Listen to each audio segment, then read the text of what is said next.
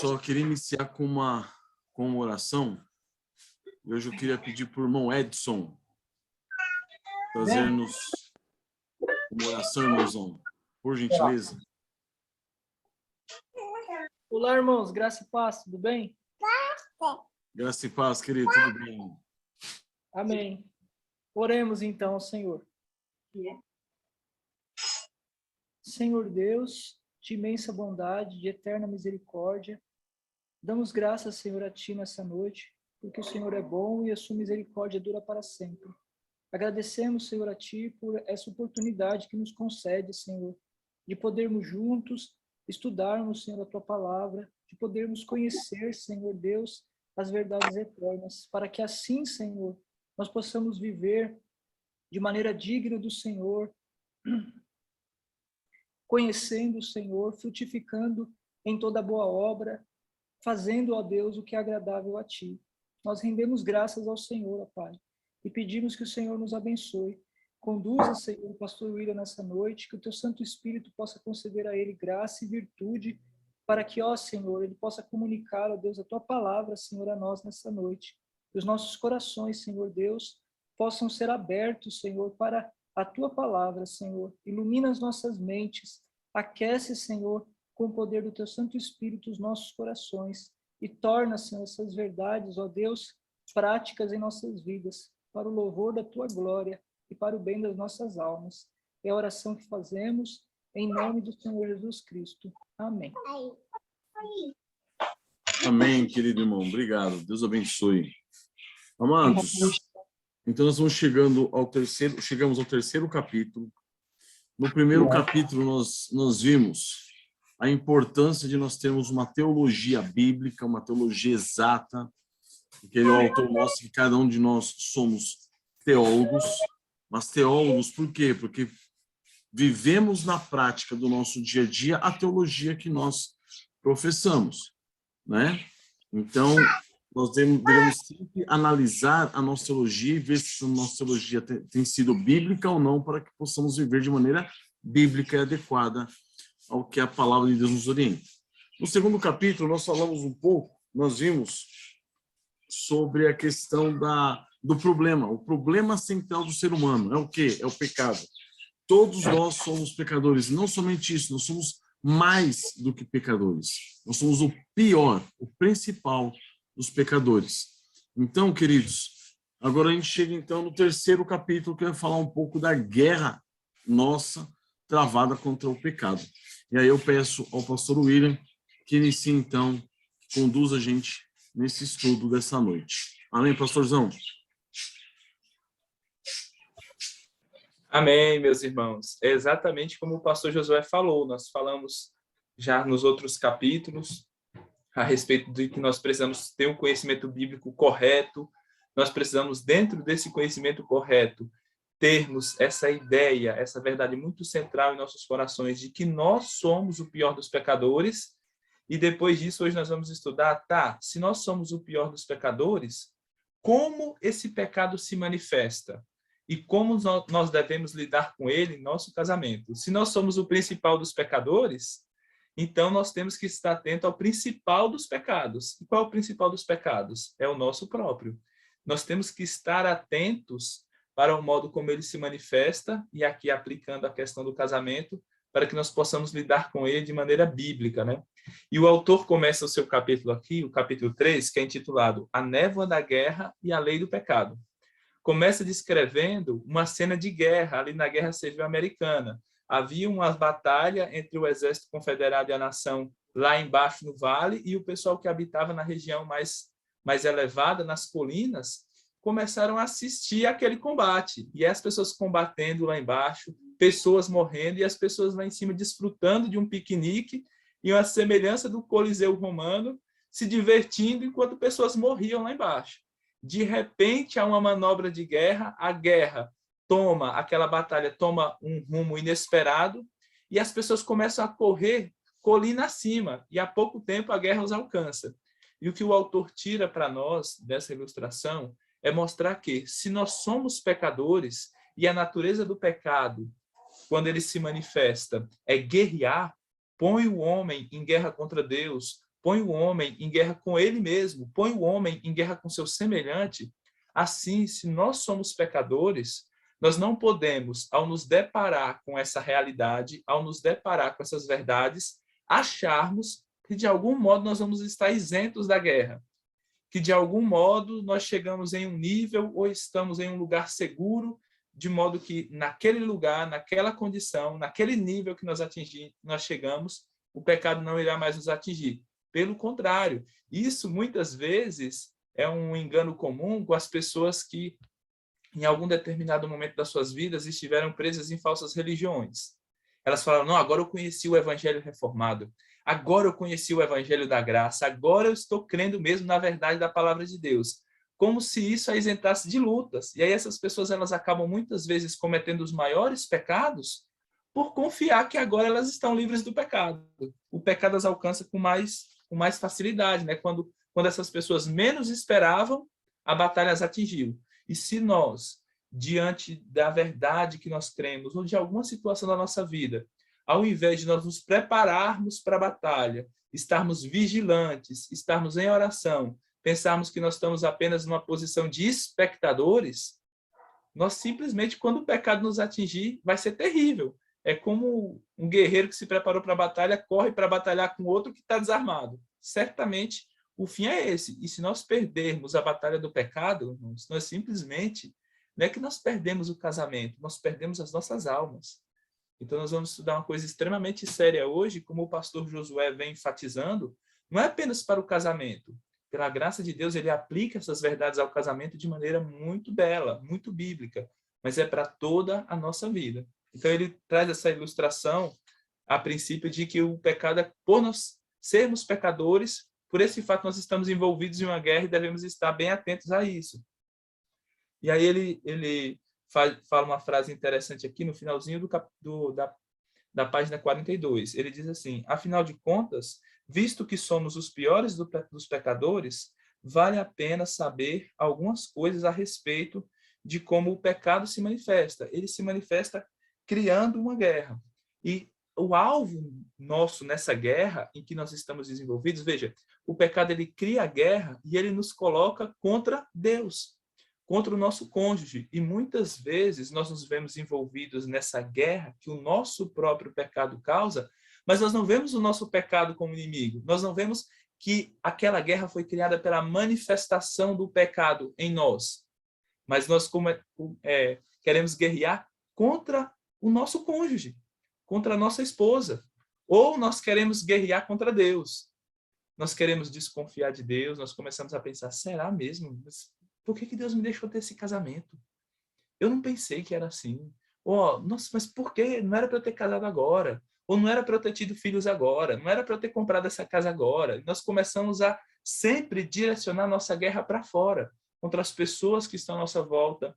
Contra o nosso Deus. Contra a nossa igreja. Contra a nossa família. Contra os nossos filhos. Contra tudo. Mas menos contra o nosso próprio pecado. Então, se nós queremos nos engajar nessa guerra ativamente, nós estamos nela de qualquer modo. Alguém quer falar? Kenny?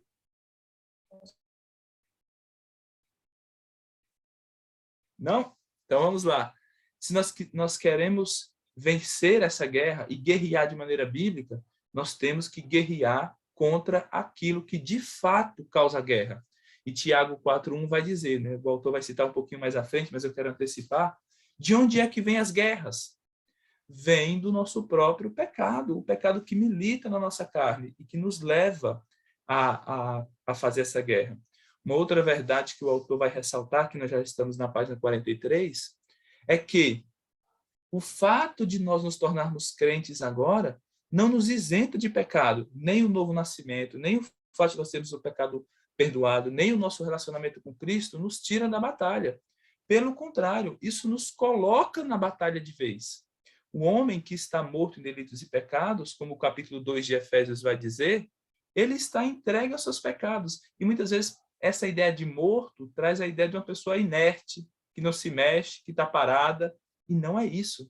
A pessoa que está morta em pecados, ela está ativa fazendo a vontade da carne, a vontade dos seus pensamentos, seguindo o espírito desse mundo, que é o diabo. Então, enquanto nós estamos por aí, seguindo esse caminho, é fácil para nós, não tem nenhum problema, não tem nenhum conflito. Mas quando nós nos convertemos, aí sim começa a verdadeira guerra. E aí depois ele vai falar no capítulo a seguir. Você quer falar mais? Aqui na página 42 também, quando ele fala Fala um que... pouco mais alto, para as pessoas ouvirem.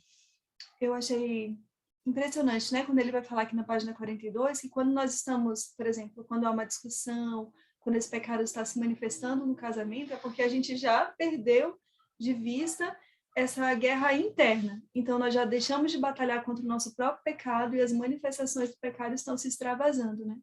Então, ele fala que nós devemos estar atentos para que essa guerra ela possa ser vencida já no nosso interior, que a gente combata o bom combate da fé, evitando que as manifestações do pecado venham, né? Mas que se vierem, a gente também tem remédio da parte de Deus para lutarmos contra o pecado, e não uns contra os outros, nem contra o Senhor. É uma batalha travada no coração, né? A gente fala de batalha espiritual, de ungir a sua casa, lutar contra demônios, coisas desse tipo, mas a batalha espiritual é no coração, é contra o nosso pecado, né? E aí, em seguida, no próximo tópico, ele fala lutando por liberdade no conflito dos desejos. Ele vai mostrar que o pecado se manifesta em nós querendo tomar o nosso coração, querendo vencer o campo de batalha desde dentro. E aí ele vai mostrar a realidade da luta do cristão, da carne militando contra o espírito, como diz Efésios, como diz Gálatas, capítulo 5. Uma coisa que nós temos que aprender na vida cristã, e acho que isso é uma causa de muitas vezes nós não termos vitória contra o pecado, nós não termos progresso na vida cristã, é que muitas vezes nós queremos nos libertar do pecado apenas porque aquele pecado de alguma forma nos prejudica. E nós queremos apenas meio que nos libertar do pecado. Nós não entendemos que não é apenas você ser liberto do pecado, não é apenas liberdade de, mas é liberdade para. Nós somos libertos do pecado para que nós possamos servir a Deus. Nós temos sempre que fazer esse movimento. Muitas vezes a pessoa se vê, por assim dizer, liberto de um pecado, mas como ela não se apega a Deus, ela não busca fazer aquilo que é correto, imediatamente ela se vê no outro pecado. Por exemplo, a Bíblia diz que nós devemos guardar os nossos olhos para não contemplarmos a vaidade. Então, você vai para longe de uma coisa que está chamando os seus olhos, ativando a sua concupiscência dos olhos. Então, você faça daquilo. Mas não é apenas você tem que tirar os olhos do que é mal. Agora, você tem que colocar os seus olhos no que é bom. Você tem que ler a palavra de Deus, você tem que buscar ver as coisas com bons olhos. Então, não é apenas simplesmente ser livre do pecado, liberdade do pecado, mas é liberdade para servir a Deus, é liberdade para servir a Cristo no nosso casamento. E a partir do momento em que você deseja servir a Cristo, aí você vai ver essa guerra nos seus membros. Você vai ver aqui que, como o David Harvey coloca, aqui na página 44, no quarto parágrafo finzinho, ele fala que todo o pecado, ele se manifesta querendo fazer com que nós não façamos a vontade de Deus. Embora nós saibamos qual é a vontade de Deus, nós não fazemos. Por exemplo, se eu pergunto para vocês, as mulheres que ficam em casa têm um tempo mais livre, né? As que não trabalham fora. Você lê a palavra de Deus? Aí você fala, estou com dificuldade de ler a palavra de Deus, estou com dificuldade para orar. E você não entende que é justamente a ação do pecado em você. Naquele livro do John Owen, em que ele fala sobre a mortificação do pecado, a pessoa fala assim, ó, se eu não ler a Bíblia, se eu não orar, se eu não estiver ali vigiando, eu vou cair em tentação? Aí o que o Owen responde é, não, se você não estiver fazendo essas coisas, você já começou a cair em tentação. Se nós não estamos vigiando, se nós não estamos fazendo aquilo que nós devemos fazer, já é o pecado agindo em nós. É por isso que o Paul Washer diz assim, que geralmente a gente não cai em pecado, a gente vai meio que se deitando no pecado, a gente vai caindo nos pecados aos poucos. E começa com nós não vigiando a respeito do pecado, não lutando contra ele. Ele fala assim na página 45. Você percebe que há desejos em seu interior que se esforçam para resistir às coisas boas que você quer fazer em seu casamento? Sempre que nós conversamos com as pessoas a respeito de casamento, ela fala, eu sei que eu preciso fazer isso, mas eu não estou conseguindo fazer. Eu sei que eu preciso fazer aquilo, e eu não estou conseguindo fazer. E, de fato, amados, nós nunca vamos fazer se nós, primeiramente, não entendermos o que é que está nos impedindo de fazer. é o nosso próprio pecado. Muitas vezes, como pastor, eu e o pastor José, nós costumamos ouvir muitas desculpas. A pessoa fala, não fiz porque eu estou cansado. Olha, eu não era assim não, tá? É agora que eu estou sendo assim.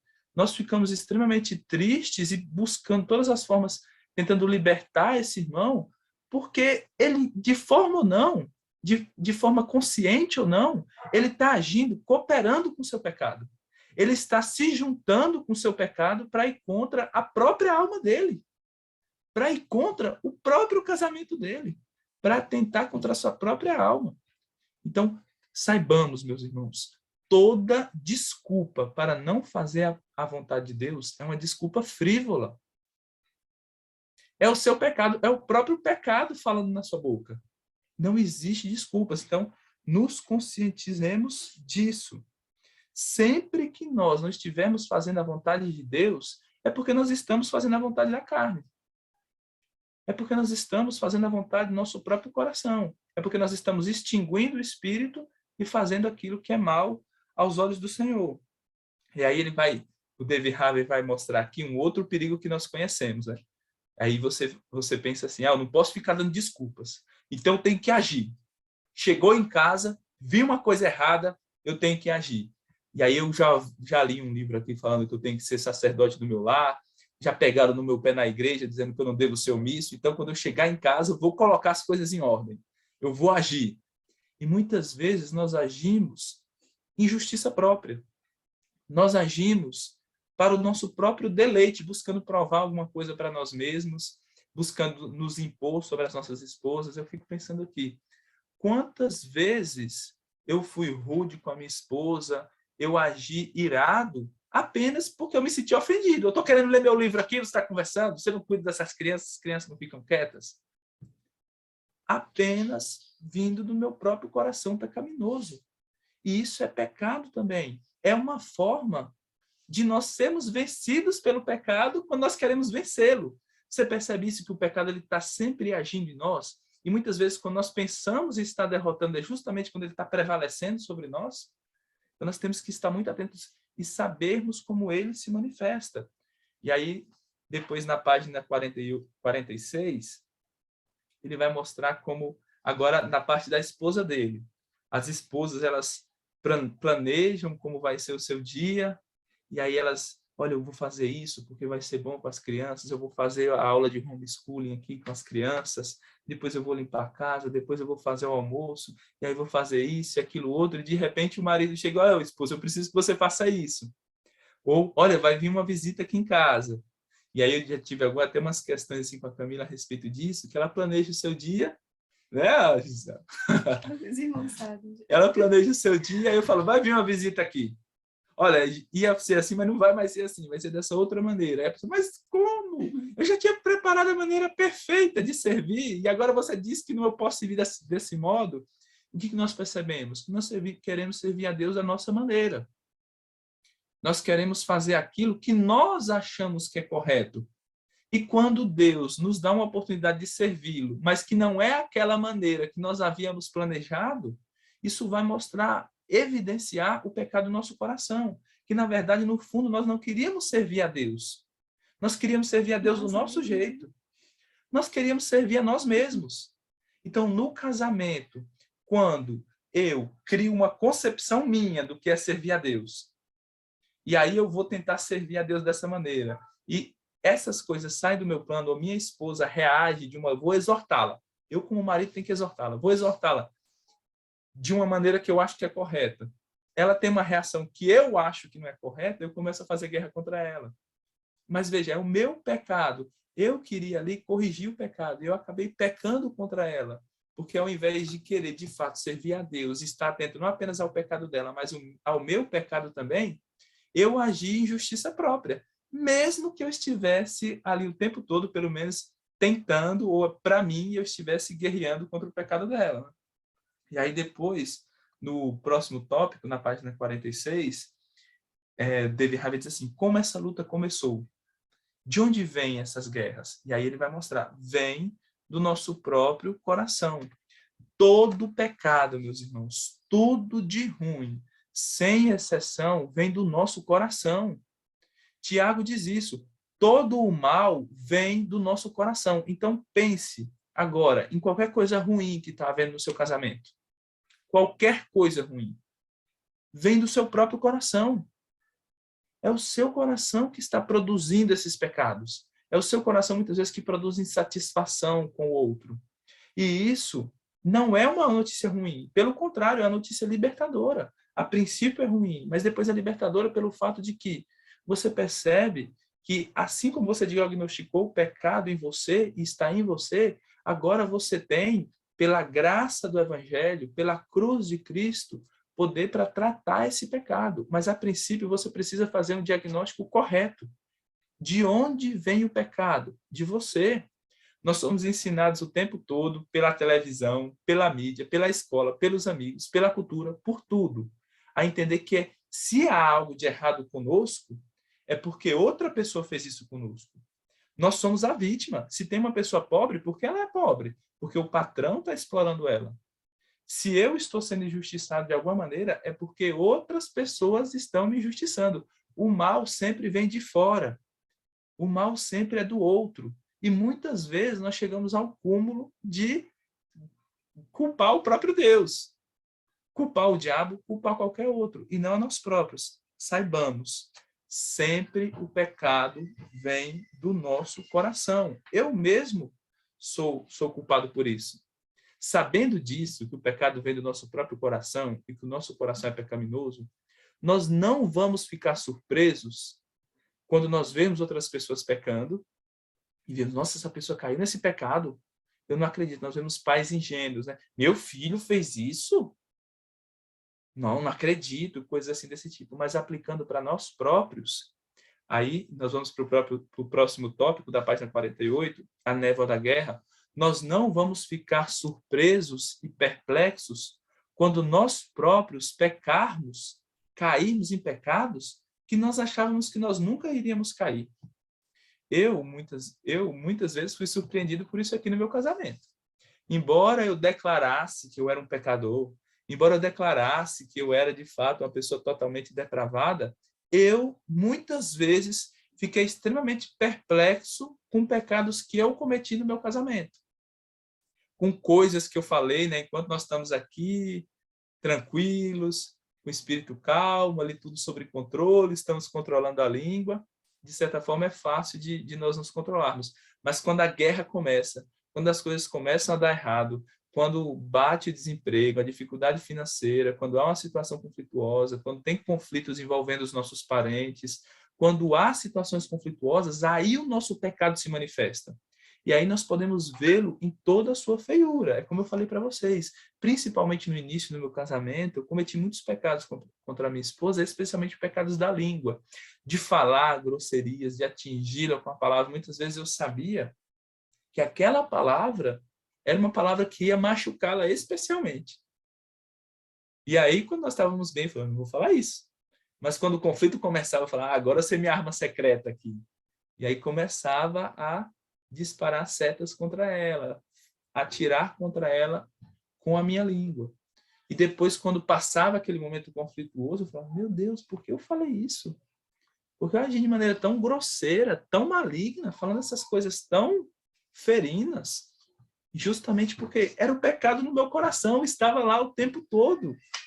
O tempo todo. Mas como eu não me apercebi daquilo, como eu não tinha isso como uma verdade, eu no fundo, eu não cria que eu era mal. Vocês entendem?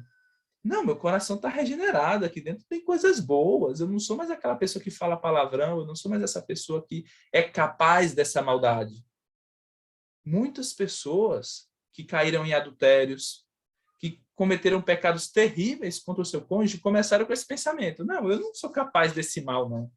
Eu acho que eu não vou cometer algo tão hediondo assim contra a minha esposa. E, irmãos, nós temos toda a potencialidade dentro de nós. E o primeiro passo para essa coisa acontecer é você achar que não vai acontecer.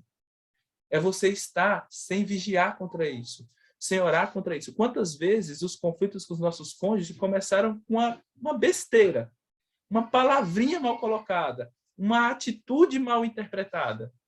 E aí nós não vigiamos contra o pecado tomou aquela ocasião e transformou o nosso dia, talvez a nossa semana, numa guerra. Por quê? Porque nós não vigiamos, nós não entendemos que nós realmente somos maus. Mas o pecado é assim, ele quer se assenhorear contra nós. Enquanto nós estamos numa guerra, na guerra do espírito contra a carne, agora nós vamos para a página 49, o espírito, ele é como o pecado, ele é como um senhor, e como senhor, ele quer nos dominar, ele quer agir contra nós, ele quer nos escravizar, ele quer nos levar para longe de Deus, ele quer que nós obedeçamos a sua lei. E o único meio de nós escaparmos da lei do pecado é nos sujeitarmos à lei de Deus. Então, enquanto nós não nos sujeitarmos à lei de Deus, buscarmos algum tipo de subterfúgio, nós já estamos na lei do pecado. O que é a lei do pecado? É tudo que não é a lei de Deus. Por exemplo, tem uma regra bíblica que diz assim, se o teu irmão pecar contra ti, Mateus 18, vai e repreende você e ele só. Ou seja, como é que nós devemos tratar dos conflitos? Indo lá e abertamente nos comunicando, falando. Olha, você tem tido essa atitude aí, eu interpretei essa atitude como uma ofensa a mim. Eu acho que você deu uma indireta, eu não gostei disso, e você vai lá, dialoga, conversa. Nós sabemos que a lei de Deus é essa. A lei de Deus nos comanda a isso. Mas muitas vezes eu começo a olhar para minha esposa e falar, eu acho que ela está estranha comigo. Eu começo a agir estranho com ela, e ela começa, acho que o meu marido está estranho comigo. E nós, por não agirmos a lei de Deus, começamos a agir na lei do pecado. E o que acontece? Conflitos, brigas que, se não forem tratadas, culminam, como nós vemos aí diariamente, em divórcios. Então, que pela graça de Deus nós saibamos, irmãos, não existe pecado pequeno. E a maneira de lidar com o pecado, que quer nos levar para a lei dele, que quer nos subjugar, ele é como um senhor que quer nos escravizar, é sempre apelando para a lei de Deus. Não que nós vamos seguir a lei perfeitamente, não que agora, para escapar do pecado, nós temos que ser legalistas. Não é isso. Mas nós temos que entender que a graça nos é dada para que nós possamos obedecer, observar a lei de Deus. E à medida que nós observamos a lei de Deus, que nós buscamos fazer aquilo que Deus nos manda fazer na sua palavra, assim nós temos uma arma poderosa para lidar contra o pecado. E o contrário de andar segundo a lei de Deus é andar segundo o pecado. O contrário de andar na lei de Deus não é legalismo. Pelo menos não deve ser, se nós entendemos que é a lei de Deus, que é o melhor para nós. Nós aprendemos essas coisas e buscamos aplicá-la em nosso casamento. Amém, meus irmãos? Alguém quer fazer algum comentário? Não? Então vamos prosseguir. Vamos para a página 50. Ele continua falando dessa lei que acontece em nós, essa lei do pecado. E ele diz assim, que somos frequentemente peritos em encontrar a lei do pecado agindo em nosso cônjuge, mas não somos tão perspicazes em perceber a sua atividade em nós mesmos. Novamente, meu irmão, parece muito repetitivo, porque muitas vezes o problema aqui não é que nós não sabemos assim a lei geral, mas nós temos dificuldade em aplicar isso de maneira prática. Eu sou muito mais perspicaz, sou muito mais claro e direto para ver o pecado na minha esposa. Olha, eu acho que a minha esposa está pecando nisso.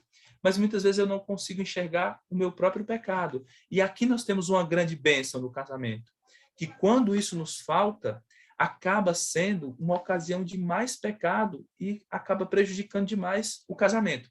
Sabendo que eu tenho olhos muito mais para o pecado da minha esposa do que para mim, Deus ordena o casamento como meio de auxílio mútuo. Então, homens, ensinem as suas esposas, ensinem elas pela palavra de Deus a serem auxiliadoras de vocês nisso e mostrar o seu pecado. Chegue para sua esposa, ao invés de esposa, você tem esse pecado. Chegue para sua esposa e diga, e a esposa para o marido, esposa, seja sincera, quais pecados você tem visto em mim? Como eu estou agindo aqui no nosso casamento, no trato com os nossos filhos, no trato com as pessoas de fora, que não tem sido conforme a palavra de Deus. Você ter um espírito manso, um espírito ensinável, um espírito submisso, para que você utilize da sua esposa, da sua auxiliadora, para que ela mortifique os seus pecados. E para que você também, a sua esposa, tenha essa liberdade de chegar para você E não naquele momento conflituoso, né? Que nós, no momento conflituoso, meus irmãos, nós não tratamos do pecado do outro. Nós ali, nós, por assim dizer, desabafamos. Nossa, também. A guerra tem que ser, principalmente quando a névoa da guerra está ali, né? A guerra tem que ser contra o nosso coração, né? Exatamente. Não deixemos para tratar do pecado quando tem esse momento conflituoso, mas que nós possamos, pela graça de Deus, ter essa pessoa que está mais próxima de nós como um vigia sobre a nossa própria alma e nos utilizar disso. Dizer, esposa, você vê os pecados em mim? Quais pecados você vê? Porque a minha tendência toda é ver os seus pecados, mas quais os pecados você vê em mim? E de que maneira você acha que eu posso vencer esses pecados? E utilizar na sua esposa. Por exemplo, eu tenho um pecado de não orar. Esposa, você não tem orado. Você não lê a Bíblia. Você é uma pessoa irada. Você tem agido com os nossos filhos de maneira totalmente egoísta. Ontem ele falou que queria brincar com você. Você falou que não queria porque estava culpado, mas você não estava culpado. Você estava no celular, vendo stories lá no WhatsApp. Então, isso está errado. Então, que pela graça de Deus, nós possamos nos utilizar do nosso cônjuge, sabendo que a minha tendência é toda olhar os pecados dela, que eu possa também olhar para os meus pecados. E juntos nós possamos vencer o pecado. Nós nos juntemos para combater o pecado, porque é o pecado que está me afetando. É o pecado que está afetando ela. É o pecado que está afetando o nosso casamento. Né? Então, os dois de servirem Deus. Né? Exatamente. Então, que nós possamos nos atentar para isso também. O próximo tópico, na página 50, é a traição do pecado. E o David Harvey fala assim: há 3 coisas sobre a natureza do pecado que o capacitam a gerar névoa tão densa, essa névoa que nos faz ver as coisas embaçadas, né? Nos faz pecar, nos faz agir contra o outro, nos faz agir contra Deus. O pecado é astuto, é sedutor e é traiçoeiro. Primeiramente, o pecado é astuto. O grande impulso do pecado é nos enganar. Então, muitas pessoas elas agem em pecado já nos enganando. Eu quero ler uma passagem bíblica para os irmãos que está em Efésios 4, 22, que diz assim, que, Paulo está instruindo os Efésios, né? Quanto ao trato passado, vos despojeis do velho homem que se corrompe pelas concupiscências do engano. Então, Paulo chama aqui o pecado de concupiscências do engano. O pecado, ele sempre age gerando em nós engano. Ele nos engana. Por exemplo, ele nos engana dizendo que nós não precisamos ler a Bíblia. Ele nos engana dizendo que nós não precisamos vigiar contra o pecado. Ele nos engana dizendo que nós não precisamos participar daquele culto. Ele nos engana dizendo que a advertência que o pastor nos deu é uma coisa muito dura, que é muito severa, que ele está fazendo um mau julgamento contra nós, que aquele conselho que a nossa esposa nos deu não é um conselho bom, não é um conselho bíblico. Ele vai nos enganando de várias formas, irmãos. E assim como a verdade nos liberta, o engano do pecado nos aprisiona. Então, nós temos que estar o tempo todo nos apercebendo contra isso. E, mais uma vez, é o que eu tenho falado para os irmãos, uma das grandes ferramentas para nos libertar desse engano é um cônjuge piedoso. Então, dê liberdade ao seu cônjuge para que ele possa lhe repreender.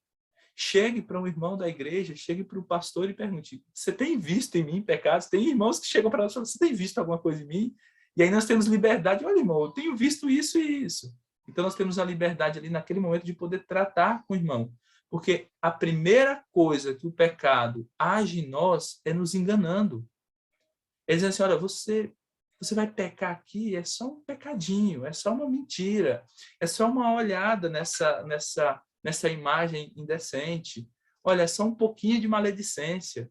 Mas é esse pequeno fogo que incendeia todo o bosque. Não, já li a Bíblia essa semana inteira, essa outra semana eu vou dar uma relaxada.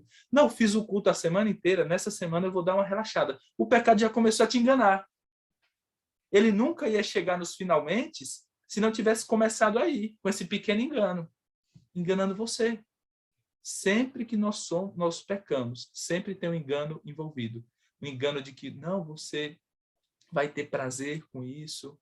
Não, olha, isso é uma coisa inofensiva. Não vai manchar a sua comunhão com Deus. Eu estava estudando esses dias com a minha esposa sobre educação por princípios. E um dos últimos princípios, o 7º princípio, é a colheita e semeadura. Isso nos ensina aquela passagem bíblica de Gálatas 6. Tudo que o homem plantar, ele vai colher. Então, entenda, irmão, se você plantou um pecado, não tem como escapar dele, você vai colher esse pecado. você vai colher, não tem como você escapar disso. Se você, naquele momento, preferiu pecar, achando que é inofensivo, achando que não vai ter consequências, sabe? Vai ter consequências sim. Você vai colher aquele pecado que você plantou. E se você achar que não vai colher, a sequência do versículo diz, é como se nós estivéssemos zombando de Deus. Da mesma forma, pense agora por outro lado.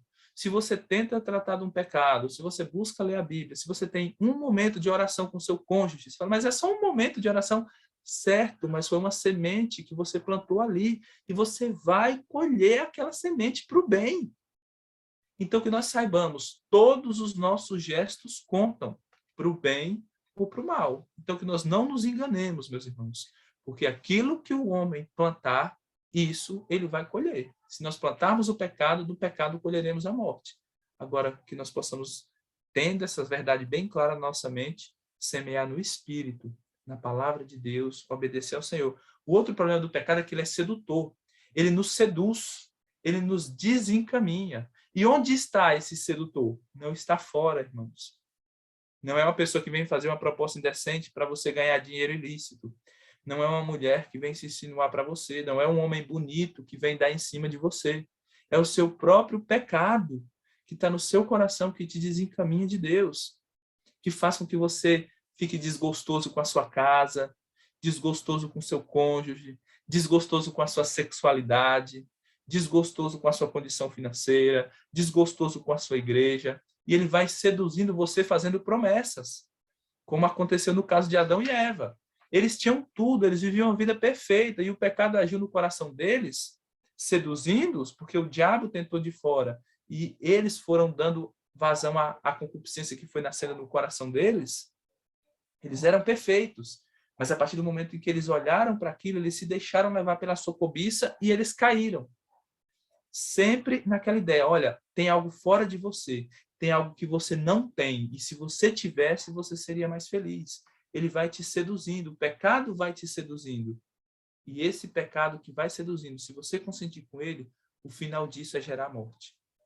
É algo que te conduz à morte, é uma sedução que sempre conduz à morte. O pecado é enganoso, o pecado é sedutor, e o pecado também, ele causa em nós, não, primeiramente o pecado é enganoso, ele é astuto para nos enganar, ele é sedutor, e no final das contas, pela sua astúcia, pela sua sedução, ele quer nos enganar.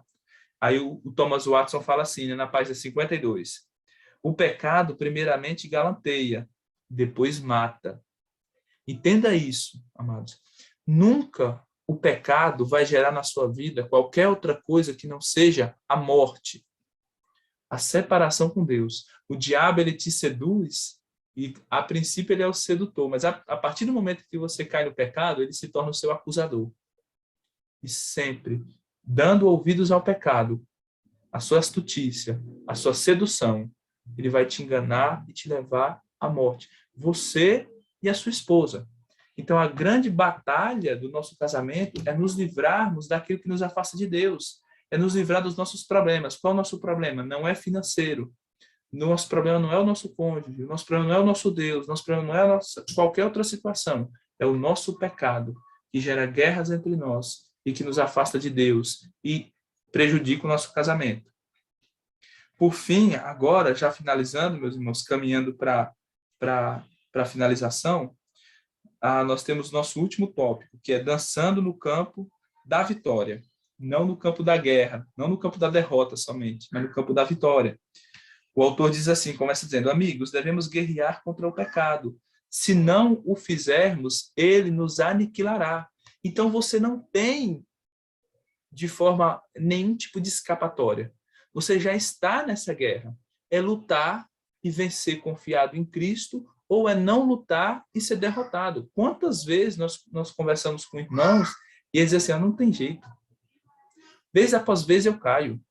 Vez após vez eu peco. Eu tento não fazer isso, mas eu caio. Veja, amados, continue a batalha da fé. Continue lutando, sabendo que a partir do momento em que você deixar de lutar, nada mais será o resultado disso, senão a sua morte. Então, que nós possamos, pela graça de Deus, confiando em Cristo, batalhar a batalha que Cristo nos colocou, sabendo que a vitória já é garantida. A vitória já é garantida. Então, que nós possamos batalhar. Nós já temos a vitória em Cristo Jesus. É como a ilustração que algumas pessoas costumam usar, né? Imagine que Deus diz, olha, se você trabalhar, se você é um agricultor, você planta milho, olha, esse ano você vai ter a melhor colheita de milho. Mas você precisa trabalhar. Se você trabalhar, é certo, você vai ter a melhor colheita de milho. O que é que você vai fazer? Acho que eu não vou trabalhar, eu não sei se a colheita vai ser certa, eu não sei se talvez não vai chover, ou se vai vir uma praga e devastar a minha lavoura. Não. Tendo certeza de que a sua vitória está obtida, você redobra o seu ânimo para trabalhar. Então, meus irmãos, o único meio de nós vencermos o pecado, o único meio de nós guerrearmos de maneira legítima é olharmos para Cristo e sabermos que em Cristo nós já temos a vitória. Ele já nos garantiu que não tem nenhum pecado que pode resistir a nós. Em Cristo nós temos a vitória. Então, irmãos, eu quero falar isso com todo cuidado, não quero que os irmãos me entendam mal, mas quando você não vence o seu pecado, se você está preso no seu pecado, é porque você não entendeu que você já está livre em Cristo. Você não conheceu a verdade que liberta. Você não entendeu as verdades bíblicas. Então, não descanse enquanto você não entender. E como é que eu vou saber que eu entendi a verdade? Como é que eu vou saber que essa verdade ela se tornou não meramente uma teoria para mim, mas a realidade, essa verdade foi aplicada ao meu coração. Não é apenas um conhecimento mental, mas é um conhecimento prático, o conhecimento que a Bíblia diz que nós devemos ter. É quando ele exercer o efeito prático em nossas vidas. E um dos efeitos práticos é a liberdade do pecado. Nós somos verdadeiramente livres. Não é que o pecado está completamente... Nós somos completamente livres, como se não houvesse mais pecado. Mas em Cristo, nós podemos, pela graça de Deus, vencer os pecados. E não tem nada que possa vencer o pecado como Cristo. Não há nenhuma outra coisa. Uma das coisas que me frustrou, né? Eu sou formado em psicologia e eu, de algum modo, algum tempo, eu pensei que eu poderia ser psicólogo. Pensei que eu poderia atuar como psicólogo. E ajudar as pessoas e servir a Deus exercendo essa profissão. Mas quando eu cheguei para atender as pessoas na faculdade, quando os professores foram me alertar, eu atendi pessoas durante 2 anos na faculdade, eu me vi ali na situação em que eu não podia falar do evangelho para as pessoas, o professor ia me dar 0. E eu próprio não tinha uma fé firme. Eu era uma pessoa vacilante na minha fé, então eu não conseguia ali, ficava meio incerto aqui e ali, e eu sabia que o problema daquela pessoa era o pecado. Mas eu não podia falar, eu ficava tentando, então você tem que ser uma pessoa paciente. Você tem que perdoar outra pessoa, né? Afinal de contas, todos nós erramos. E eu ficava inventando ali artifícios da carne. E muitas vezes nós ficamos inventando esses artifícios. A única coisa que pode lidar com o pecado é Cristo, é a cruz, é o evangelho, é a graça. Mas isso, amados, não vem quando nós estamos de braços cruzados. Há uma guerra que nós temos que batalhar, mas não confiado em armas carnais, não confiado em nosso próprio entendimento. Nós temos que guerrear, mas Cristo, pela graça de Deus, nos garante a vitória. Em Cristo, nós somos mais que vencedores. Então, que nós possamos saber que é um combate, mas como o David Harvey fala aqui na página 54, lá no comecinho do primeiro parágrafo, isso é o começo de uma nova guerra, mas é também o começo de uma alegria no Senhor. Em saber que nós não estamos sozinhos nessa guerra. Imagine que eu falasse, gente, o problema do seu pecado é o casamento, o problema do seu casamento é o pecado, e você não tem como vencer o pecado. Que alegria nós poderíamos ter? O pecado está dentro de nós, eu não consigo me livrar dele, é uma coisa que me domina, me seduz, me engana, eu não consigo vencê-lo. Quando eu tento vencer o pecado pelas minhas próprias forças, eu peco ainda mais. Que esperança nós teríamos? Que esperança eu poderia dar a vocês? Eu teria que ser um coach aqui, né? Não acredite em você. Daqui para frente as coisas vão ser diferentes. O universo vai conspirar para você. Se você seguir essas regras aqui, tem os 7 passos para o casamento vitorioso. Os 7 passos para o casamento feliz. Eu só estaria amaldiçoando você. você estaria ali se revolvendo nos seus próprios pecados, você ia estar caindo de pecado em pecado, nunca teria uma vitória verdadeira. Mas quando eu digo que há uma luta, essa luta é contra o pecado, e você tem Cristo ao seu lado, você tem o Espírito de Cristo ao seu lado para vencer a sua carne, o seu pecado. Você tem a palavra de Deus, a lei de Deus para combater a lei do pecado. Você tem Cristo que já venceu e garante a vitória, que em Cristo você é vitorioso. Então agora você tem o verdadeiro estímulo para você lutar. Você tem a verdadeira motivação, sabendo que em Cristo você é vitorioso. Nós prosseguimos para o alvo, para aquilo que nós fomos alcançados. Em Cristo, nós temos vitória contra o pecado. Em Cristo, o nosso casamento é vitorioso. É por isso que no capítulo anterior ele fala que a única coisa que pode consertar o nosso casamento é o Evangelho. É Cristo. É a cruz. Amém, meus irmãos? Então eu quero finalizar aqui, dizer para os irmãos prestarem atenção nessas verdades, que nosso grande inimigo é o pecado, mas o nosso grande salvador é Cristo. Pelo Evangelho, ele nos livra do pecado, que é essa boa notícia que Cristo é um grande salvador de grandes pecadores como nós. Que nós possamos absorver essas verdades para nós e aplicá-las em nosso casamento. Eu não sei se eu fui claro, se os irmãos têm alguma dúvida a respeito do que eu falei. A Camila quer fazer um comentário final. Pode falar, eu vi você pegando o versículo aí, hein? Eu ia fazer depois, mas aproveitando, né? Falar que como nós estamos numa guerra, como ele vai falar aqui no final, esse só é o começo, né? Se Deus quiser, o próximo capítulo ele vai dar continuidade, saber como nós podemos lutar nessa guerra. Mas me chama muito a atenção, eu queria compartilhar com os irmãos a questão de que saber dessas coisas é só o começo. Então, o Senhor está nos dando essa clareza e agora, a partir do momento que a gente der tchau aqui, né, essa vigilância ela tem que estar presente em nós. Amanhã, ao acordar, essa vigilância tem que estar presente, né? Usar que estratégias do Senhor eu vou estar para vigiar contra os pecados que eu sei que eu sou mais tendente, que se manifestam, tem se manifestado mais, né, em minha vida, pecando contra o Senhor, contra o meu marido, contra meus filhos. E eu queria compartilhar com os irmãos um versículo que tem me ajudado. Eu não sei se é assim com as irmãs também, mas os pecados da língua também, a insubmissão, muitas vezes se manifestam e quando eu vejo, já estou nessa névoa da guerra, né? Falei, como eu cheguei aqui, queria voltar atrás, mas agora, ao invés de eu lutar contra o meu pecado, eu vou até o fim nessa luta por justiça própria e sigo de pecado em pecado, e quando vi, já estou procedendo loucamente, né?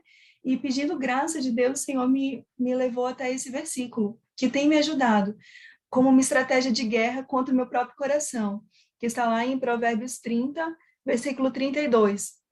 Se procedeste loucamente, exaltando-te, se planejaste o mal, leva a mão à boca.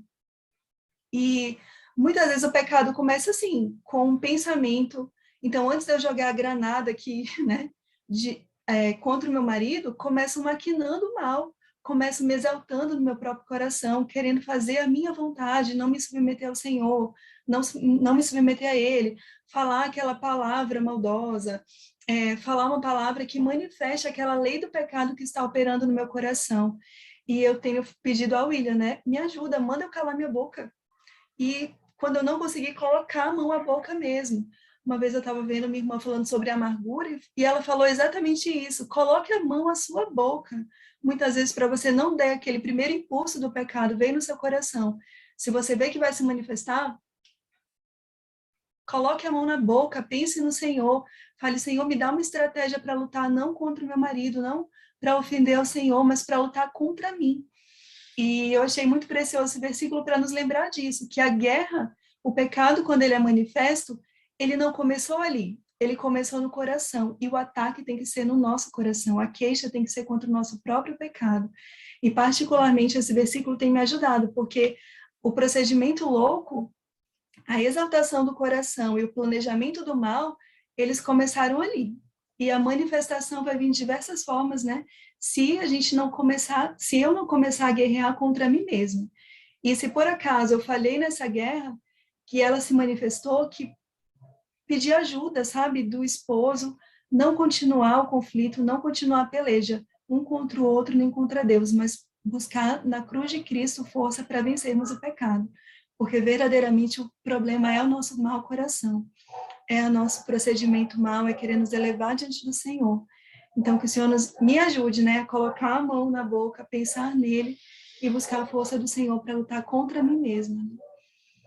Então, esse versículo tem me ajudado, tem sido uma estratégia nas minhas guerras aqui.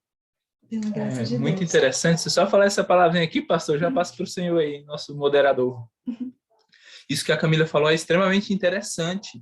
Porque ela fala que o pecado está no coração, mas como é que ele se manifesta? Pela boca. O Senhor Jesus nos ensina isso.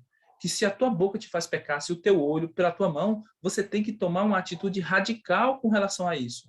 Embora a fonte esteja no coração, você também tem que inibir a manifestação disso que se manifesta nos seus membros. Quando eu falo a palavra mal, é mais grave porque eu plantei ali uma semente mal que eu vou colher. Eu manifestei o pecado e agora não apenas é o meu pecado, mas eu contamino as pessoas à nossa volta. Então nós temos que lutar, amados, não apenas contra o coração, mas contra a manifestação do pecado. E tem que ser radical nesse sentido. Mas não é literal, então... Tem que lutar, literalmente. E se você tem que colocar a mão na boca, coloque. É o início de negar nós mesmos. Exatamente. Mas é uma batalha cruenta, meus irmãos. Não é uma coisa bonita. Não é uma coisa que, acho que com um pouco de esforço. Não, é uma batalha de vida ou morte. Pronto, pastor, terminei. Amém, O irmãos. pastor me mandou encerrar com a oração, né? Isso, por favor. Então, deixe-me orar. Vamos orar, meus irmãos, baixar as nossas cabeças e clamar pela a força e o auxílio do Senhor. Senhor, nós temos visto, Pai, qual é o problema? Este livro, Pai, usando da sabedoria bíblica, dos versículos bíblicos, ó Deus, da Tua verdade revelada na Tua palavra, Deus, tem nos mostrado qual é o problema.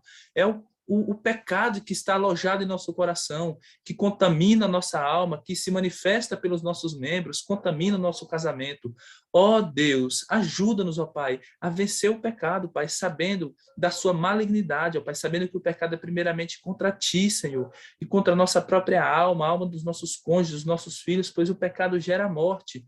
Ó Senhor, ajuda-nos então, Senhor, a vigiar contra o nosso próprio pecado, a orar, ó Deus, a Ti, pedindo força, pedindo auxílio, lançar mão de todos os recursos que o Senhor destinou tão graciosamente, bondosamente na Sua palavra, ó Deus, que apliquemos o Evangelho em nosso casamento, que possamos olhar para Cristo, pois Ele já é vitorioso, Ele já venceu e nele nós temos a vitória contra o pecado. Ele se manifestou na carne para desfazer as obras do diabo, para desfazer o nosso pecado na cruz, para nos fazer mais que vencedores, ó Pai. Que nós possamos então, ó Deus, olhar para Cristo, ó Deus, viver uma vida na Tua luz, confessando os nossos pecados, ó Pai, lutando sinceramente contra o pecado. Ó Deus, para que o nosso casamento reflita, ó Deus, aquela verdade bíblica de que o homem seja como Cristo, da mulher ser como a igreja, e ambos, ó Pai, vivam um casamento corandeu, na presença de Deus, para a glória de Deus, Senhor, para o que nós fomos criados e novamente recriados em Cristo, Senhor. Que o nosso casamento, Senhor, seja para a glória de Deus, que ainda que sejamos pecadores, os piores dos pecadores, ó Pai, que possamos viver a vida no Salvador, no nosso grande Salvador Jesus Cristo, pois é no nome dele, Senhor, que nós oramos e agradecemos. Amém. Amém, meus irmãos. Amém, pastorzão. Glória a Deus. Muito obrigado. Muito bom, muito bom. Muito boa a explanação, a exposição. Eu só queria... eu estou vendo aqui alguns comentários das irmãs. As irmãs meio desesperadas aqui, ó. Simone falou, misericórdia, Senhor, me ajude, por favor. A Valéria quer que o Senhor arranque a língua dela. Então, vou ter que arrancar a minha língua lá, irmã Valéria. Então, irmãzinhas, eu só queria fazer um comentário antes de abrir para os demais irmãos. O David Harvey termina esse capítulo dizendo o seguinte, ó. Não sei se o Wilmer era um crente, mas não posso deixar de aprender algumas lições de sua Odisseia. Em primeiro lugar, não importa o quanto você tente, nunca conseguirá evitar a guerra contra o pecado neste lado do céu. Então, isso que é importante nós entendermos. Nós nunca conseguiremos evitar a guerra desse lado do céu. Nós somos o quê? Pecadores. E é próprio do pecador o quê? Pecar. Nós devemos lutar constantemente contra o pecado. e de maneira brutal, de maneira a custo da vida, como o pastor William apresentou para nós. A luta tem que ser constante, gritante, violenta. Só que, e quando a gente cai no pecado? E quando você cai no pecado? Porque a gente costuma dizer o quê? Lutar contra o pecado para você não cair em tentação. Mas tá bom, você cai em tentação e a guerra começou. E aí agora? O que fazer? Se descabelar? Arrancar os cabelos e falar assim, eu caí, meu Deus, eu caí, não era para ter caído. Não, não adianta. A guerra continua também. Depois que você cai na tentação, a guerra continua. Porque ele continua aqui dizendo aqui, ó, entretanto, ainda mais profundo é fato de que o fim da guerra deve ser o quê? A paz. Então, a guerra começou. A guerra tá... Você caiu na tentação, começou a guerra está no auge aí do conflito. E aí, você agora, o que você tem que fazer? Você já caiu em pecado. O que você tem que fazer agora? Buscar paz. E a paz nós buscamos como? Reconhecimento de pecado, arrependimento, confissão e perdão. Então, amados, eu sei que ele vai tratar sobre esses assuntos mais para frente, mas como nós estamos falando de batalha, eu só quero deixar claro que a batalha, ela não termina quando você cai no pecado. Você caiu em pecado, terminou a batalha, eu perdi, baixo a bandeira e acabou, continuou a minha vida. Não, a batalha continua depois. Eu acho que a batalha mais pesada, a mais difícil, é justamente a que vem depois que você, por algum motivo, você proferiu aquela palavra de morte, aquela palavra que destilava veneno de víbora. Você já cometeu o pecado, mas e agora? Agora reconheça, arrependa-se. Essa é a parte mais difícil da guerra. É essa parte que Jesus fala que a gente tem que carregar o quê? A cruz. Negar a nós mesmos. Porque você deixar de pecar, relativamente, é fácil. O problema é quando você cai no pecado, no conflito com o próximo, e você tem que reconhecer esse pecado. Você tem que confessar esse pecado. Você tem que se arrepender desse pecado. E você tem que pedir perdão desse pecado. Isso é difícil, irmãos. Isso envolve morte. Ainda mais para alguém, contra alguém que você estava brigando, que você estava discutindo, que você estava tentando apresentar razões da sua inocência. Reconhecer o pecado diante dessa pessoa não é fácil. Então, a relação do convívio, irmãos, é justamente essa. Esse é o grande problema. Amém? Então, não desistam da guerra. Falou, caiu com o pecado da língua, continue a guerra. Vá até o final, até que tenha o quê? Paz. Paz. E a paz você só alcança por meio do quê? Da justificação. Não é assim que nós conseguimos paz com Deus? O que Deus fez? Deus, tendo todo o seu direito, sendo nós inimigos dele, ele vai e nos concede o seu filho justificando-nos. Ou seja, quem pagou o preço foi ele. Então, pague você o preço, para que você obtenha paz, para que a guerra termine de um modo santo, piedoso, com você negando a você mesmo e tomando a sua cruz. Amém?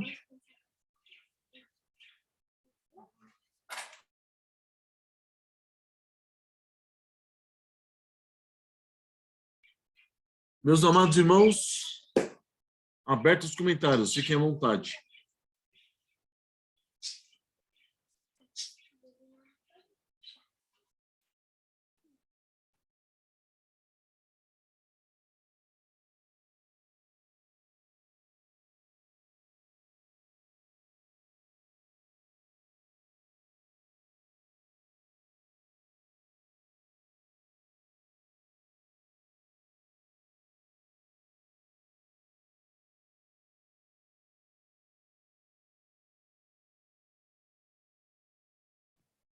Vamos lá, irmãos, sem timidez.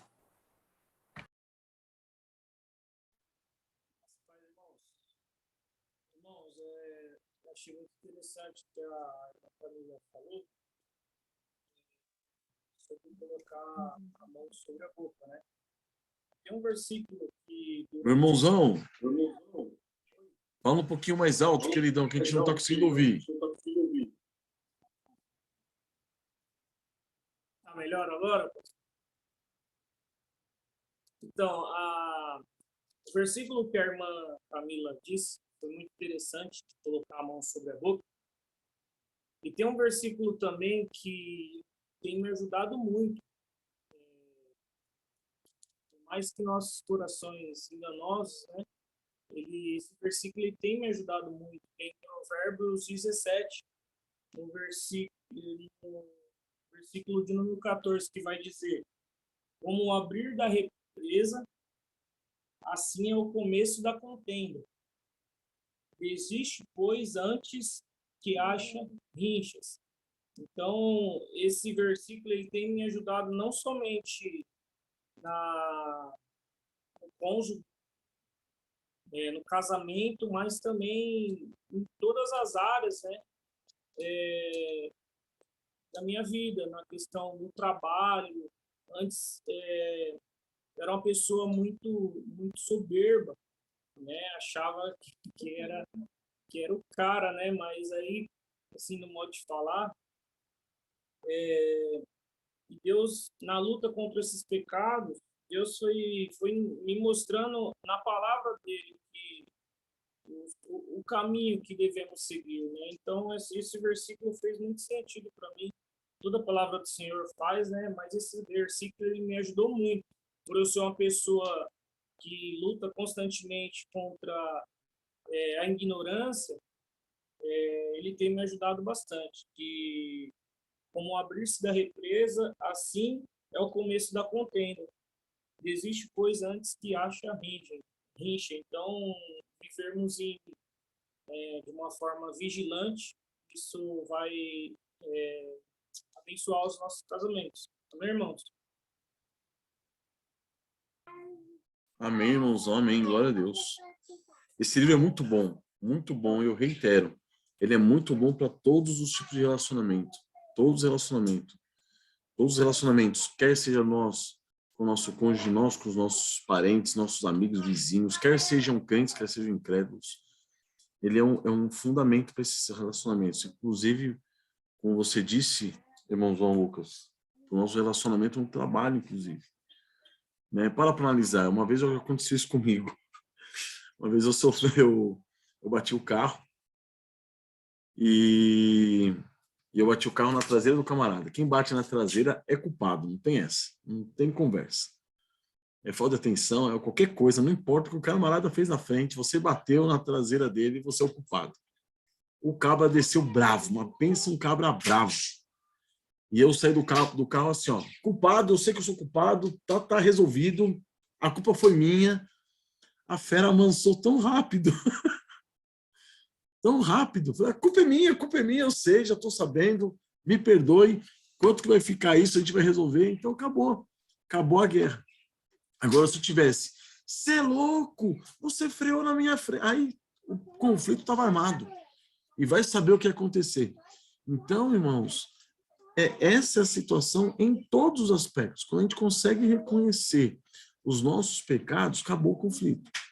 Acabou o conflito. Não existe conflito. Então, essa é a bênção. E que o Senhor, justamente, ajude-nos a controlar a nossa língua, porque a nossa língua ela é movida pela nossa justiça própria. Né? Eu, como você disse, né, Lucas? Eu me sinto o cara, eu sou o cara, eu sou top. Então, o que eu disser é lei. Pronto, acabou. Acabou. Agora, quando você reconhece a sua miséria, a sua fragilidade, a sua pecaminosidade, você fala, Senhor, tem misericórdia. Eu errei. Sou culpado. Acabou o conflito. Não tem conflito. Amém? Então, os conflitos que existem no lar é porque justamente nós nos achamos justos demais e indignos de receber muitas vezes aquele ato injusto da outra pessoa. Que o Senhor nos ajude, né? Mais alguém, irmãos?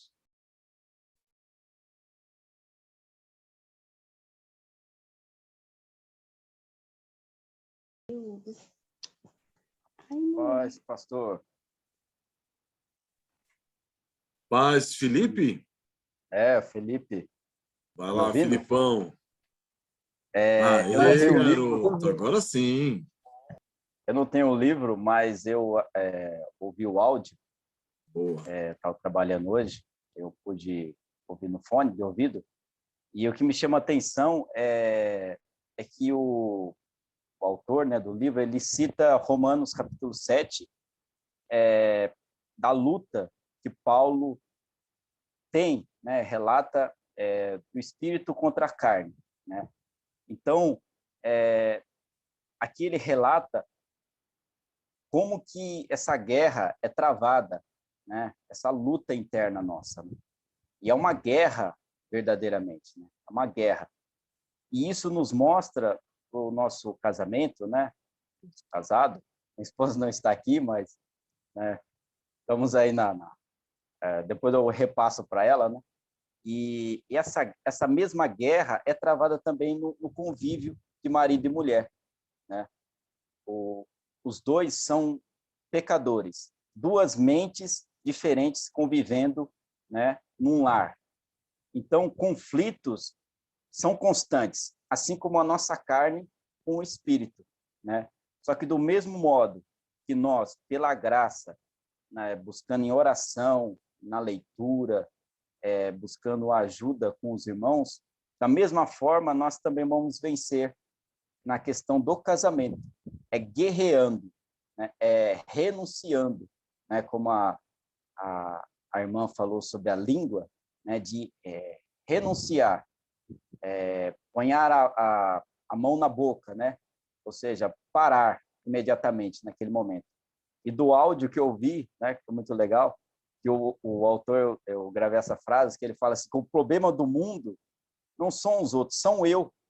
Ele fala assim, o problema das guerras, do mal no mundo, sou eu, né? E o que me chama mais atenção também é que ele relata que o quê? Que essa luta, muitas das vezes, às vezes por falta de fé, a gente se tem por vencido, essa luta, ela já está ganha pelo sangue de Cristo, né? E o que me chama a atenção é que ele falou sobre a imputação, né? Ou seja, quando Deus olha para nós, ele não vê esse pecador condenado que está debaixo da ira dele. Ele vê o quê? A justiça de Cristo, porque Cristo, ele na morte dele, ele nos imputou, né? Foi colocado em nós a sua justiça, né?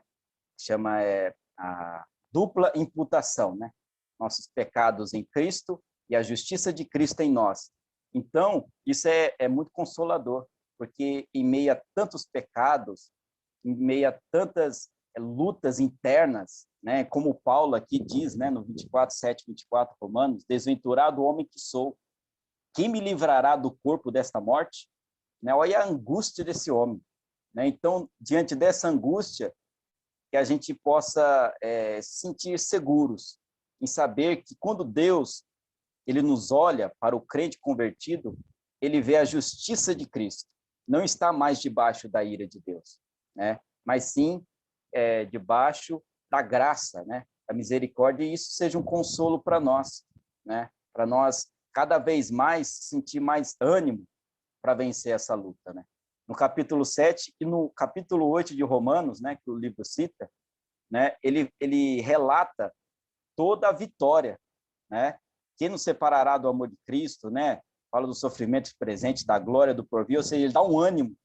No 7 ele mostra a luta, né, a angústia, mas no capítulo 8, né, que eu pude ver no livro, que o livro também relata, que ali ele anima, porque ele crê na imputação da justiça de Cristo em nós, né? E a mesma coisa no casamento, né?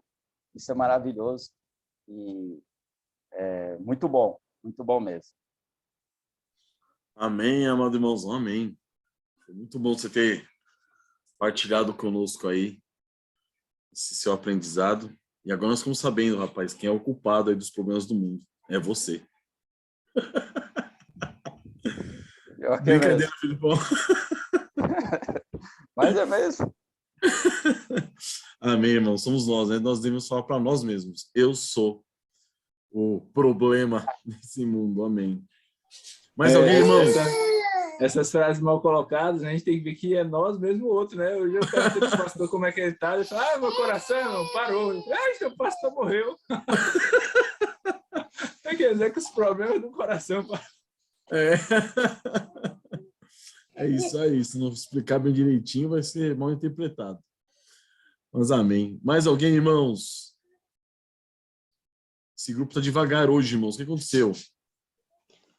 Não venham dizer que vocês ficaram pulando carnaval, hein? Vai lá, Ricardão. Vou comentar aqui. Estou esperando os irmãos comentar.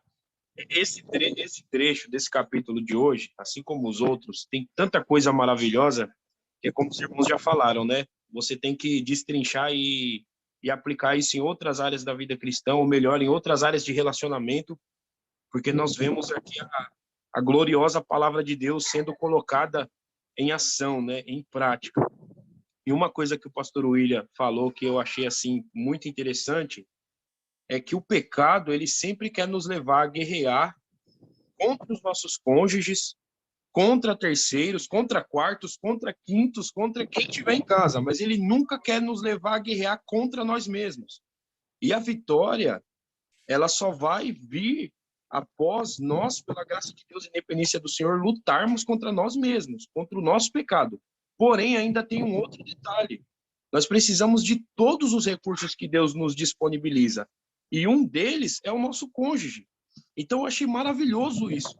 Esse é um modo de nós colocarmos esse estudo em prática.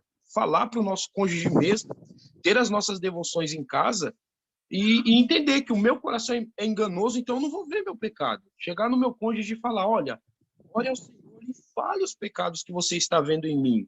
Porque é uma batalha, isso é algo sério. E nós precisamos, juntos, unidos, guerrear contra o pecado.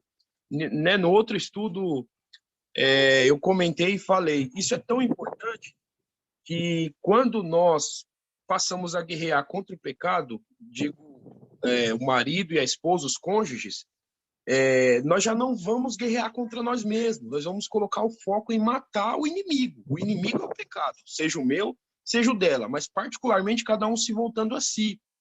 Então, louvado seja Deus por isso, porque isso é abençoador demais, né? E é como os irmãos falaram, por mais que na batalha contra o pecado, muitas vezes nós precisamos ser lembrados novamente do Evangelho, às vezes nós sentimos realmente aquele conflito, aquela luta, aquela dor, realmente mostrando que é uma batalha, assim como o Felipe comentou, né, de Romanos 7, o importante é saber que nós estamos nas trincheiras batalhando, porque a vitória do Senhor ela vem sobre quem está batalhando contra o pecado, não confiado na sua própria carne, mas confiado em Cristo. Ainda que nós venhamos chorar, ainda que nós venhamos a sentir ali, né, realmente o clima da guerra nunca é um clima bom, mas nós sabemos que é desse lado que está a vitória e que o Senhor vai nos abençoar, porque não é nos nossos méritos que batalhamos, mas é nos méritos de Cristo. Então, eu achei isso maravilhoso, irmãos. Amém, Ricardão, amém. Glória a Deus por isso. Eu achei muito importante aquilo que o pastor William falou na ocasião. Nós devemos treinar nossas esposas. Nossas esposas têm que ser treinadas também a terem uma boa teologia, a entenderem as relações do pecado, a luta do pecado, a luta nossa contra o pecado, e nos ajudar nesse sentido. Porque vejo que muitos têm tendência de falar assim, não, é mulher não prega, mulher não participa do ministério da igreja, então mulher é café com leite. Não, de jeito nenhum. De jeito nenhum. A mulher ela tem que se esmerar na palavra do Senhor, tem que se esmerar na teologia, no conhecimento. Para quê? Para que ela possa, sim, ser ferramenta na mão do Senhor para ajudar o marido. E nós, como marido, nós temos responsabilidade de fazer isso com nossas esposas, incentivá-las a isso, para que elas nos auxiliem, para que nós não as manipulemos. Esse é o grande problema. Então, que elas nos auxiliem, elas sejam auxiliadoras. E principalmente no trato delas com nossos filhos. Como que é o trato da Tamires, por exemplo, aqui em casa, com as crianças? Muitas, ainda mais sendo meninas, muitos dos dramas das menininhas, elas têm confiança de falar com quem? Com a mãe. E se a Tamires não estiver bem, né? Se a mãe não estiver bem fundamentada na palavra do Senhor, com conhecimento teológico, como que ela vai ajudar a criança também na sua luta contra o pecado, a reconhecer-se pecadora, a saber como recorrer a Cristo, chamá-la à conversão, chamá-la ao evangelho. Então, tudo isso, irmãos, a gente tem que levar em consideração e pedir para o Senhor graça, para que nós possamos orientar nossas esposas, nossas esposas possam se esmerar na palavra, no conhecimento, para que seja útil, não só para nós, mas como para nossos filhos. E se lá na frente viermos a faltar como homens, elas estejam firmadas no Senhor Jesus Cristo. Amém, queridos? Muito bom, Ricardão.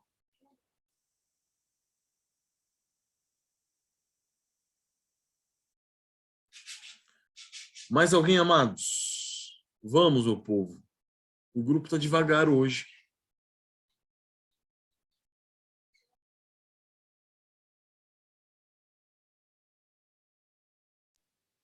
O Danilo tá com cara de quem quer falar. Eu também tô achando, hein? Sempre sobra pro Danilo, hein? Tá achando que passou um pouco da hora, o pessoal já tá querendo terminar, pastor. O pessoal tá falando. Tá fazendo parte. Ninguém fala para terminar logo.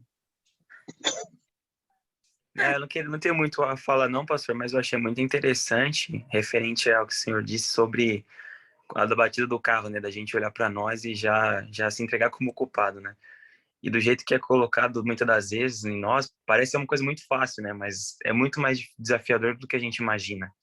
A gente olhar, ver de incentivar, colocar mais combustível nesse fogo, da gente, nós mesmos, nossa própria maldade, apagar isso tudo desde a raiz, né? E com a Yasmin tem sido assim, nesses dias, assim, a gente às vezes começa uma discussãozinha besta, mas a coisa mais difícil é da gente parar e falar, meu, me perdoa, porque eu sei que começou por conta de mim. E isso é muito difícil, não é fácil, mas é como os irmãos disse, é pela graça realmente de Cristo que a gente consegue vencer essas batalhas, porque se não fosse por isso, sozinho a gente não ia conseguir fazer absolutamente nada. Amém, irmãos, amém. E lutar também contra o fato de fazermos algo da boca para fora só, né? Isso foi falado na semana passada, no capítulo anterior. Para você evitar o problema, evitar conflito. Eu sou culpado, mas na sua mente, lá dentro, você falando assim, ela é culpada. E aí você vai juntando aquele monte de mágoas, de coisas, que depois, mais cedo ou mais tarde, vai explodir. Então, pedir que o Senhor nos ajude nesse sentido também, para que nós façamos as coisas com o coração aberto e sincero dentro do Senhor, reconhecendo realmente os nossos pecados.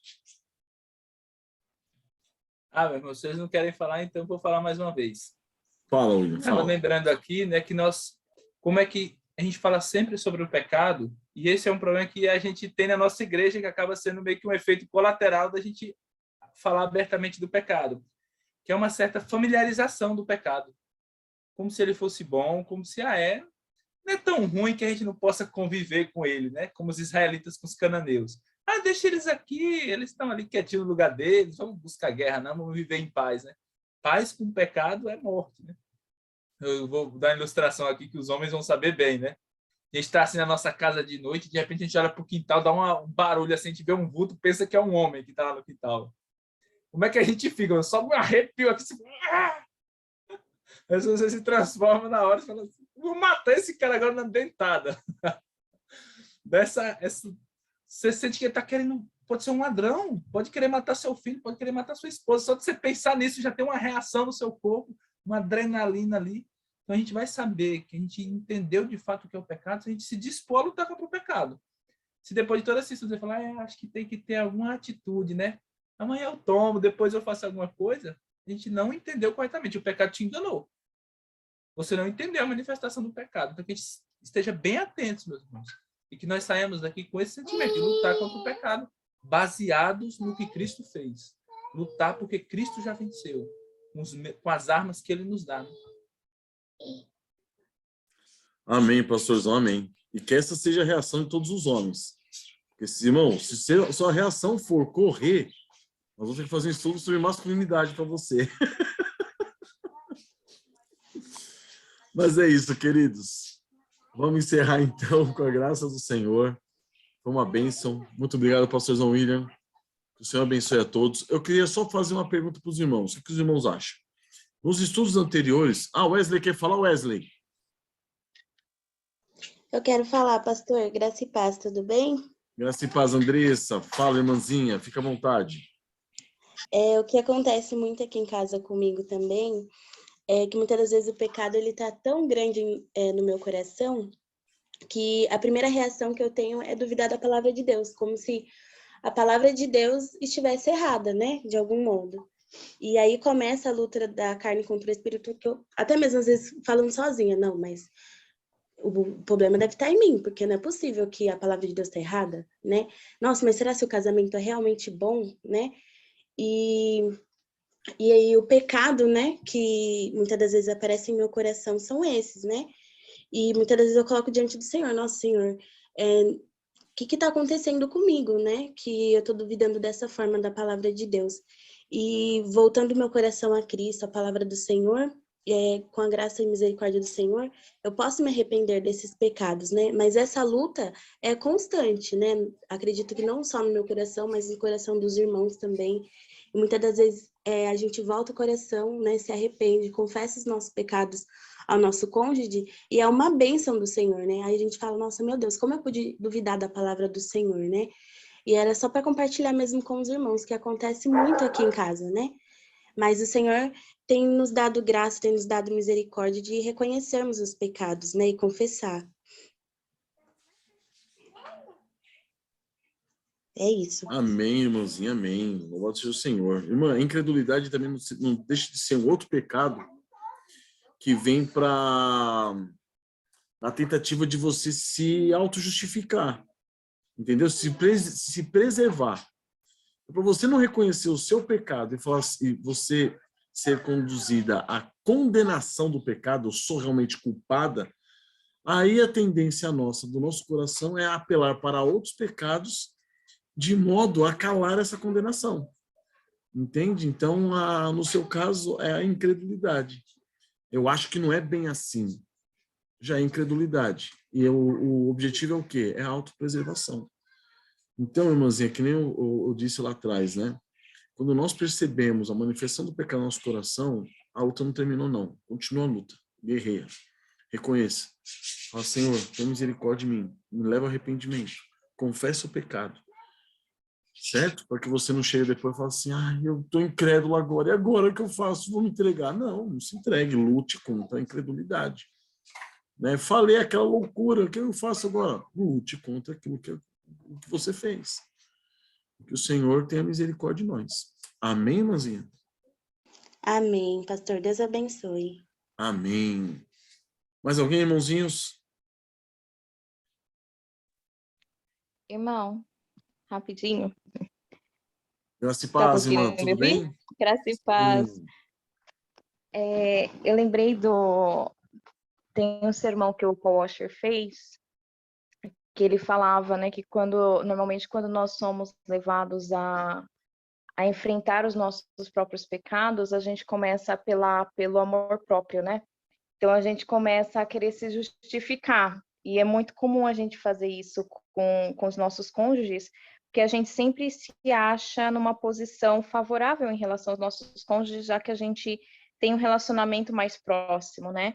E ele fala, por exemplo, que você pode, como um homem, né? Ele falando, eu como homem, eu posso chegar para minha mulher e falar assim, não, mas olha, eu que ponho o pão na mesa, eu trabalho, eu cuido da igreja, eu faço isso, eu faço aquilo, eu faço tanta coisa por você e você não me reconhece nesse sentido, né?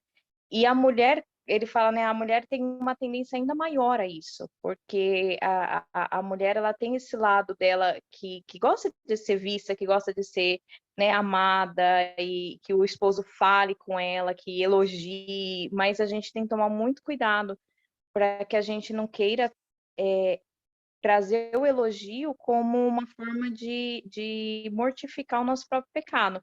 Então, começar a falar, né, para o marido, eu cuido das crianças, eu faço as coisas, eu te cuido, eu falo também com você, eu faço a sua comida favorita, né? Querendo com que o esposo, às vezes, não fale para ela que ela tem um pecado ou que ela precisa melhorar em alguma coisa.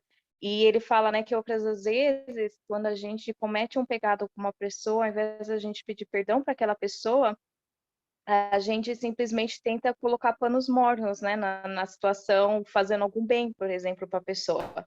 Então, por exemplo, você percebe que você foi meio bruto com a sua mulher, daí você fala, não, amanhã então eu vou acordar cedo, vou fazer aquele café da manhã, vou melhorar toda a situação, vou ser um amor o dia inteiro, e aí quando chega no final do dia, você acaba o dia sentindo-se frustrado, na verdade, porque você fez de tudo e, na verdade, não mudou nada, né? Você continua na mesma situação. É isso que eu queria falar.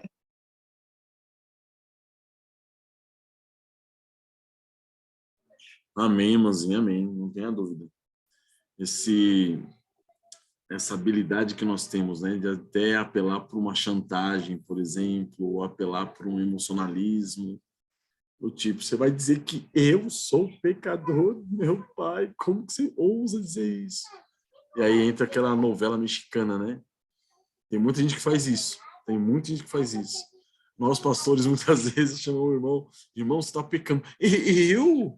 Eu, pastor, como você ousa desconfiar de mim? Meu irmão, eu sou pecador como você é pecador como eu, somos todo mundo no mesmo barco. Então, costuma acontecer essas cenas também, né? Glória a Deus, irmãzinha. Deus, o Senhor tem que nos dar graça para que nós possamos perceber essas sutilezas do nosso coração. E quem faz isso é o Espírito Santo. É Ele que nos convence de todo pecado, justiça e juízo. Pediu que o Senhor nos ajude nesse sentido. Muito bom. Mais alguém? Edmilson, queria falar alguma coisa, Edmilson?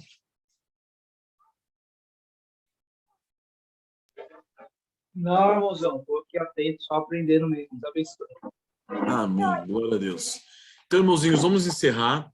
Eu queria só fazer, antes de encerrar, fazer 2 comentários. O primeiro comentário seria o seguinte.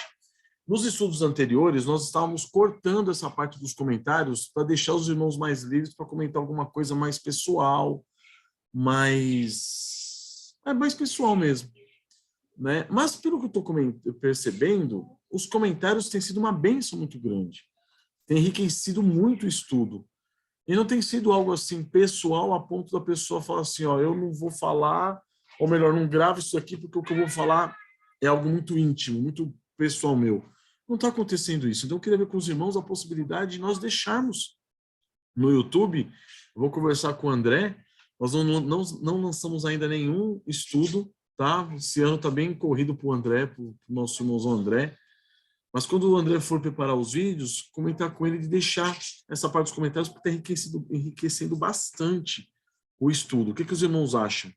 Os irmãos acham que vale a pena manter os comentários, ou os irmãos querem que tire os comentários para os irmãos se sentirem mais à vontade para trazer problemas mais íntimos, mais pessoais? O que os irmãos acham? Eu acredito que seja muito enriquecedor, pastor, porque Amém. acho que quem vai assistir vai olhar e vai ver a nossa intimidade e vai se deparar com isso na vida deles também, né? Com essa pessoalidade, né? Sim, vai sentir mais... Você me entendeu, pastor? Vai sentir mais à vontade, sabe? Entendi. Faz com que a teoria do livro se torne mais prática no nosso dia a dia. Muito isso. bom. Alguém mais, irmãos? Tá bom. Também acho bom, pastor. Amém, Ricardão. Glória a Deus. Quem mais? Sim, mas deixa assim. Acho importante, tem contribuído bastante. Amém, irmãozão Celso. Amém. Muito bom, pastor. Também acho que será muito bom, até pelo fato das pessoas verem que a gente está sendo também transformado para esses estudos também, né? Amém, glória a Deus. Muito bom, então, irmãos. Amém. Qualquer coisa, os irmãos mandam mensagem lá no grupo, ou mandam para mim no pessoal, a gente conversa. Amém? Outro ponto seria o seguinte, eu queria pedir para os irmãos, quando o link do estudo for disponibilizado no grupo, os irmãos não passarem o link para outras pessoas que não são conhecidas. Primeiro risco é que eu acho que vocês não fazem isso, né? Exemplo, pegar o link do estudo e jogar num grupo de WhatsApp, por exemplo.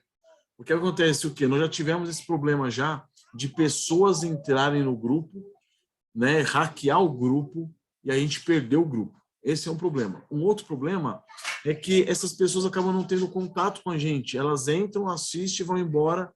Por isso que quando a gente manda a notificação informativa de que vai ter o estudo, a gente pede para entrar em contato com o WhatsApp da igreja. Aí a pessoa entra em contato comigo, eu já adiciono ela nos contatos nossos, e ela passa a receber, então, a partir daí, as informações da igreja, os informativos da igreja, passa a receber os informativos do que acontece com a igreja, dos estudos que nós estamos fazendo, das pregações.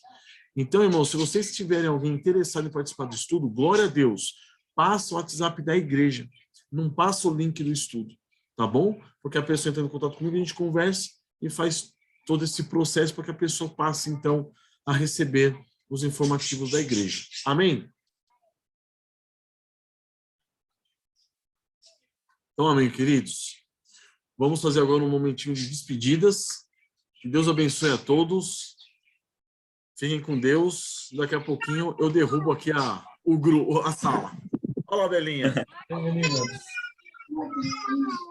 A Belinha Black Power. Olha lá, Johnny. Dá tchau, Johnny. Vem cá, Aninha, dá tchau. Vem cá, Aninha. Dá tchau, dá tchau. Tchau.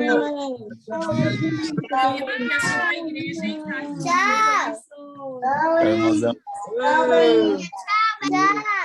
Tchau, Beca. Tchau, pessoal. Deus abençoe. Boa guerra para vocês. Boa batalha. Olha o Tavinho. Olha o Tavinho. Tchau. Tchau, irmão. Tchau, tchau, tchau. Tchau, André. Tchau. Tchau. Olha meus anciãos. Olha o Henrique lá atrás.